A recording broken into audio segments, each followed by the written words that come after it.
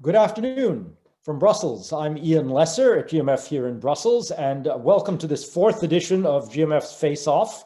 One question, two opinions, 30 minutes, just 30 minutes. An express debate today around what must surely be one of the most fashionable questions in international security, especially in Europe, but maybe on both sides of the Atlantic. Question of sovereignty or strategic autonomy, however you want to put it. And the way we've put it today is, with a Biden presidency, is European sovereignty still needed? And we're really delighted to have with us today to debate this question two colleagues of mine. First, Alexandra de Scheffer, who is director of our Paris office and also the director of research for transatlantic security at GMF, and Thomas Kleine-Brockhoff, vice president at GMF and also executive director of our Berlin office. And I have to say, just as a way of introduction, that we've started this debate a little bit early in the sense that we couldn't even agree on how to frame the question. That one colleague wanted to talk about strategic autonomy, another about sovereignty.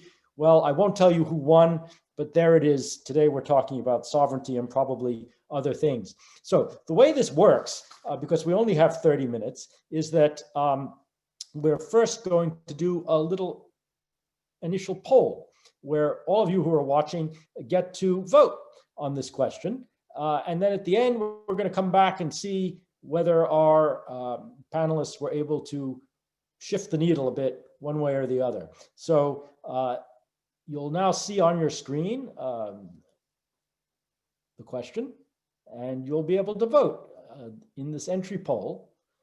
And we'll give you a minute to do that.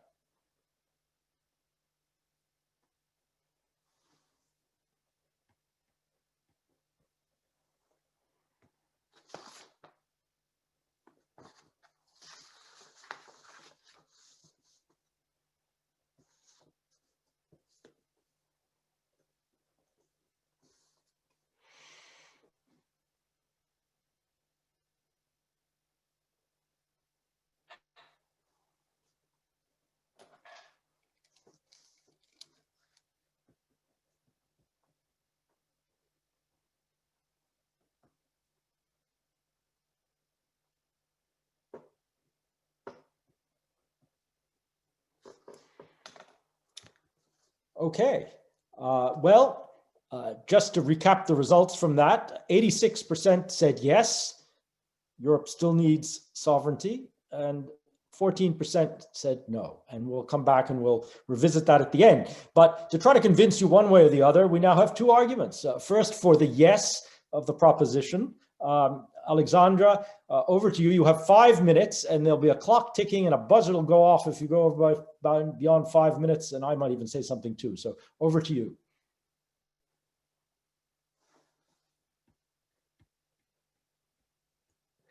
Over to you also with unmuted, if we could. Yes. Thank you. Perfect. Thank you. We'll give you the extra 30 seconds, don't worry. Thank you, Ian. No, I will start by saying that Europe's sovereignty is not a choice; it's a necessity. I mean, the COVID crisis that we're still facing today makes the idea of sovereignty extremely concrete and urgent, both for the public as well as for decision makers. And I think that if we have not learned that, then I think we have not learned anything at all. And you can forget about a geopolitical Europe. It has demonstrated with perfect clarity how, in an interdependent world, European strategic sovereignty is vulnerable, and that we need to strengthen that. And in fact, the so-called European Recovery Plan is all about building a more sovereign Europe in many of the critical domains: health, pharmaceutical, the supply chain, digital matters as well. So that was I would say, my first argument. I think we can just not escape from that. It's also a necessity because we're living in a world of increasing geopolitical competition, mainly between the United States and China, with technology in the middle of this competition, which means that Europeans also need to understand their own interests in any given situation, rather than simply following the United States lead or responding to a new Chinese influence or presence. And thirdly, why it is a necessity, because Europe is surrounded by what we sometimes simplify as the arc of crisis, eastwards, southwards, and that are situations where the NATO framework is maybe not always the right framework to operate, and where the United States might not always be willing to intervene or to play a role, because they might evaluate the situation as not being of vital interest for them. And so this is typically scenarios that Europeans need to anticipate as well in terms of strategic autonomy. The second argument I wanted to make is that, you know, it is important also to take into account the desire of European citizens. There is a desire to see Europe as becoming more sovereign in all these critical domains I have mentioned. It's about Europe needing to increase its autonomy to act on these many issues we're facing, and on the many issues that will matter to European citizens. I think that's absolutely indispensable to factor in this conversation about European sovereignty. Thirdly, the costs of not being sovereign or non-sovereignty are high. And once again, you know, the COVID crisis has exacerbated Europe's existing vulnerabilities, and the need also to think of our sovereignty as a multi-domain concept. It's not just about strategic autonomy, it's also about thinking sovereignty in the many other hybrid domains that we have to deal with, and issues that people are dealing with in their daily lives. So the sovereignty issue is becoming a much more comprehensive, much more multifaceted domain. And we've seen how the COVID crisis, you know, began as a health crisis, but very quickly spilled over into the economic, political, geostrategic, digital domain. So we need to broaden our lenses and our understanding of what it means to be able, again, to act more autonomously in these critical areas. And I will, you know, finally close by saying, I think there is a momentum. I think there's a growing consensus in Europe around the need for more sovereignty, and even so with the Biden administration. When you read, you know, the French-German foreign ministers' joint statement just yesterday, saying that European sovereignty is growing and has been growing over these last years, and that it's not about only asking ourselves what America can do for us, but what we should do to enhance our own security and build a more balanced transatlantic partnership. And that, in fact, are two sides of the same coin, and I'm quoting them, is very revealing, and which leads me to conclude by saying that a more sovereign Europe is a better, more able, and more interesting partner for the future Biden administration. There is an eagerness to have in front of a much more able and sovereign Europe. And so, and I will end with that, I promise, a more sovereign Europe in all the domains I've been mentioning will foster a more sovereign transatlantic agenda. So everything to me is extremely interlinked, and it's not about being more autonomous or independent from. It's about how do you use that greater sovereignty, autonomy to be a better partner with the United States. And there is an eagerness to do that on both sides of the Atlantic today. Alexandra, thank you. Thank you very much. Very articulate exposition of why Europe does need more sovereignty, even with Biden. Thomas, over to you for 5 minutes. Tell us why this is a very bad idea. Thank you, Ian. Look, first of all, I hate to have this argument with my friend Alexandra, because I think we agree on the main point, as she made clear in the last sentence that she said, Europeans have to do more to provide for their own security. But unfortunately, on the way to getting there, we are not just having a tussle about words, as some suggest. What we have in front of us is a flawed concept that will produce more protectionism, and less security. 5 arguments in 5 minutes. First, European sovereignty is an ill-defined idea that divides rather than unites Europe. First of all, sovereignty is national sovereignty since 1648. To increase European sovereignty, sovereignty needs to be transferred from the national to the European level, and that means a more federal Europe. Now, federalism is a term that European sovereigntists try to avoid at all costs, and I don't think Alexandra even mentioned it. And that is because some in Europe see it as a promise and others see it as a threat. It is one of the most divisive, not one of the most united topics in Europe. So that's why sovereigntists have these long redefinition sessions on what the term actually means and how to make it more palatable. But what they have produced so far is an intellectual ratatouille. Everybody can pick out the vegetable that he likes best. The term tries to be all things to all people, and it nicely produces lots of plausible deniability to its proponents what they mean and what they don't mean. So it's an ill-defined concept that divides Europe. Second, strategic autonomy, the interchangeable term, will easily lead to a fortress Europe rather than to a free and open West. Advocates of European strategic autonomy talk a good game and pledge openness, but they, I think, need to acknowledge that they can only reach autonomy with a certain degree of protectionism, of mercantilism, of industrial policy, of picking winners, none of which Alexandra mentioned. They have already started talking about European champions and about reshoring. I would just like to know, what is the advantage of pitting progressive protectionism against nationalist protectionism? And what is the advantage of responding to America first by Europe first? What if strategic autonomy leads to a fortress Europe, which creates and upholds non-market structures, call them zombie companies? Well, in that case, I think autonomy will make Europe less innovative, less competitive, less rich, and less safe. What we need is a free and open West, not an increasingly closed Europe in the name of sovereignty and autonomy. Third, pursuing autonomy will make us less safe. My concern is autonomy will be pursued at the expense of security.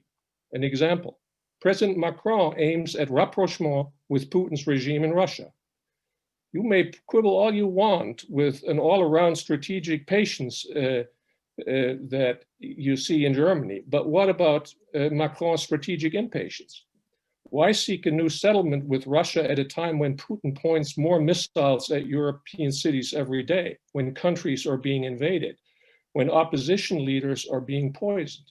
Well, it's because President Macron wants to do this in part to establish Europe as an independent geopolitical actor. He wants to prevent a Chinese-American duopoly, as he has said, and I quote him. But what he will achieve, I'm afraid, is instead placing Europe in a strategic no man's land somewhere between China, Russia, and the United States. He is sacrificing security for autonomy. And under these conditions, there's only one continental European country that can be safe, and that is France, because France alone has its own nuclear deterrence. Fourth, the concept of strategic autonomy is self-defeating. Proponents of autonomy claim their concept is not directed against NATO and is not directed against America. And actually, I believe them. But unfortunately, it takes two to tango. Years of explaining have not convinced Americans. They ask, autonomous? From whom? The fact is, such dubious messages will confuse and weaken those in the US who want America to remain a European power. And it will serve as an excuse for nationalists and isolationists who are just looking for new reasons to finally get out of Europe. I'm sure, Alexandra, this is not what you want. So, one last sentence, Ian. My mother-in-law, a wise woman, says, if you cannot solve a problem, rename it. Autonomy is not about words. Autonomy is about power. So let's acquire power. Let's turn the European pillar of NATO into a European pillar of NATO. Let's cooperate with the EU in this. This is about capacity building, about European power, and the name of the project should not be sovereignty, not be autonomy. It's the European Power Project. Okay. Well, I'm now going to come back to you, and we're going to have about 10 minutes of discussion among ourselves. The idea here, I will remind you, is not for us all to agree, but for our audience to have an exciting debate. Secretary General of NATO today made a comment saying, European unity cannot replace transatlantic unity. It seems to me that has a direct bearing on what we're talking about here. Alexandra, you talked about the costs of non-sovereignty. Very often from an American point of view, coming to Europe, you would say, well, what non-sovereignty? Europe is a pretty prickly, difficult customer to deal with. There seems to be plenty of sovereignty in Europe. Where is the shortage of sovereignty? You can also turn this around, and maybe this is a point to you, Thomas, to say that, you know, frankly, most of the American foreign policy elite has come to believe that a stronger, even more autonomous Europe is actually in American interest in security terms, perhaps not in trade terms. But let me come back to you on that. And also, I want the two of you now to respond to the second part of the question in a way, or actually it's the first part, with a Biden presidency. I mean, implicit in this is somehow the notion that with Trump, Europe needed to hedge. Why does Europe still need to hedge with Biden? And if Europe does make that explicit, is it sending the wrong signal to a Washington that wants a closer transatlantic relationship again? Let me come back to you first, Alexandra, on this. Yeah, no, I wanted to react to Thomas' remarks. I think that to say that sovereignty or the aim of strategic autonomy is entailing a risk of becoming protectionist or even isolationist, I think is quite troubling. At the contrary, I think that enhancing your capacities, your capabilities, strengthening European assets, and we have a lot of assets, economic assets. We have, in fact, digital champions that we should be encouraging as well. We have diplomatic, political values assets. I think that by strengthening these assets that we already have and that we probably don't use to the level of what they could be doing and achieving, to equip and reinforce European tools to be able to act better in all of these critical fields that I've been mentioning, be it from pharmaceuticals to the military. If we take the whole panel of this ability to act, it's in fact not closing Europe or transforming Europe into a fortress, but at the contrary, it equips Europe with the ability and the freedom to act. And the second thing I wanted to react to is, once again, I think this totally wrong debate around the concept of sovereignty or strategic autonomy, which is to say we want to become autonomous from who or from what. What we should be rather focusing on is, do we want to strengthen our sovereignty, our autonomy, to do what, to accomplish what? And this is where the conversation becomes much more interesting, because instead of focusing on the semantics and the AKK Macron debate these last days, which was truly not helpful at all, and even so counterproductive, we should be focusing on the projects, on the concrete matters around which we should be thinking our strategic autonomy and sovereignty. And I would basically say, the EU should seek to act multilaterally, transatlantically, of course, with our American partner, and even more so with the Biden administration. And I think the signals we've been seeing on both sides of the Atlantic is an eagerness to, I hate the word reset, but kind of rebuild the transatlantic partnership with the Biden administration. And the Biden administration is very eager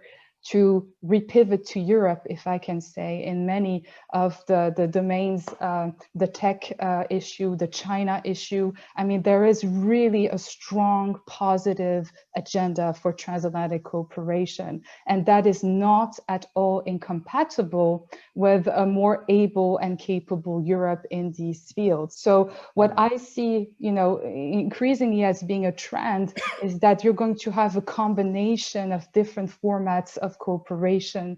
You will have a very strong transatlantic cooperation, even more so with the Biden administration, but we will also have to be prepared to act in coalitions of the willing on other matters, or even autonomously if we must. Okay. And so these are you know, right. practical ways of cooperating. We need to be pragmatic depending on the issues. Let me give Thomas an opportunity also to come back. So, Alexandra, I don't think we should prime the pump here. Go ahead.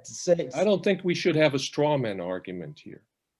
Okay, the straw man argument is those who oppose European sovereignty don't want European capability. That's the straw man. I've said at the outset, what we agree on is all of the things you just said, and I've written them down. Act better, strengthening, capacity building, ability to act multilaterally, transatlantically, all of those good words we agree to. But what you fail to address is the sovereignty question. Sovereignty is not just a mishmash of all of the things that we just said. Sovereignty is national sovereignty that needs to be turned over to a European level. And that is what many people in Europe do not want. We cannot get an agreement around these things. And we shouldn't kid ourselves. We have just cut the budget for action in the European defense realm by 40 or 50%. Some people say we should be, that's calling the bluff. Follow the money. That's where you see where European autonomy is going. It's not real. It's not going anyplace, and it doesn't have a real grounding where it counts. It can only be a feel-good factor in that it sort of gives a good wrapping around some of the self-evident things we need to be doing. Is it your point then, Thomas, and I want to come back to you again, Alexandra, on this, that this is simply aspirational, that we're perhaps we're incurring costs around something that is not possible, that we shouldn't be talking about it because you can't do it. Maybe you can do it in certain kinds of areas, but when it comes to things like, yes, to answer your question, defending Europe against Russia, it's not possible. But Alexandra, let me go back to you on that. Yeah, let me take a concrete example, because I think we need to be a bit more concrete here. I take the tech issue because this is an issue where obviously there's both a European, a transatlantic, but also a global component, because obviously China is the big issue here.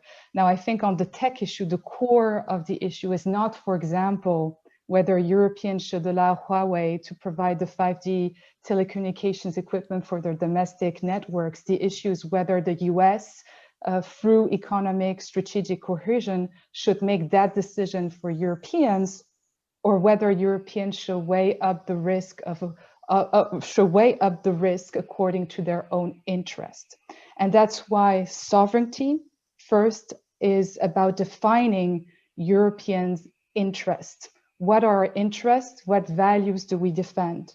And once we agree on that, then we can decide of the tools, the strategies that we need to put together, and be a much more credible player in that more global competition. If we don't get to that, be it in the digital, in the trade field, and of course in the strategic security defense field, we will go nowhere. And we see that we already are very late in many of these fields, and that we need to catch up very quickly.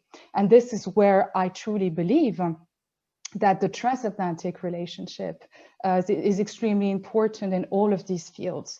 And to have Europeans being much more in phase with what they want.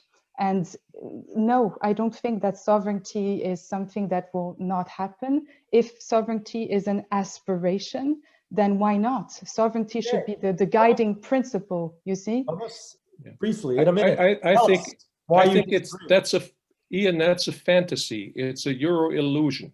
It's a Euro illusionist concept. It reminds me of the European Constitution, that you raise expectations on what we can do together, and we do a constitution, and it turns out it was just a constitutional treaty. It was a treaty between countries that failed in some countries. So I think this is gonna end badly because we misdefine what we actually want, and the word is also harmful, and especially, Alexandra, in the tech area that you have mentioned. Sovereignty with regard to the net is what China and Russia aspire to keep their net clean from unwanted influence. Sovereignty is not what we should aspire to with regard to the net, and it starts with our initiative, Gaia X. It comes from, as a European cloud, comes from a reasonable assumption that you need to have control over data in your legal space. Okay. But the answer to it is the wrong one that we're proposing. Rather than working with cloud providers to localize data, which they can actually do, we want to build what could easily become a zombie company that is a state-decided way of creating economy. Thomas, with so I don't believe that is the right way to move forward. Okay. Right. Well, thank you to the two of you. We now move into another important part to end on, which is that all of you watching and listening, get to vote again. And so we're going to put up our final poll, and you get to address again the proposition: with a Biden presidency, is European sovereignty still needed? Yes or no? Do vote.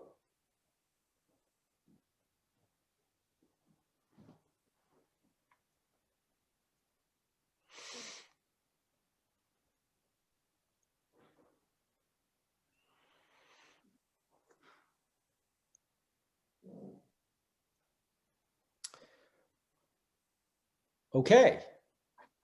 Well, let me remind you that when we started out, we had 86% saying yes and 14% saying no to the question.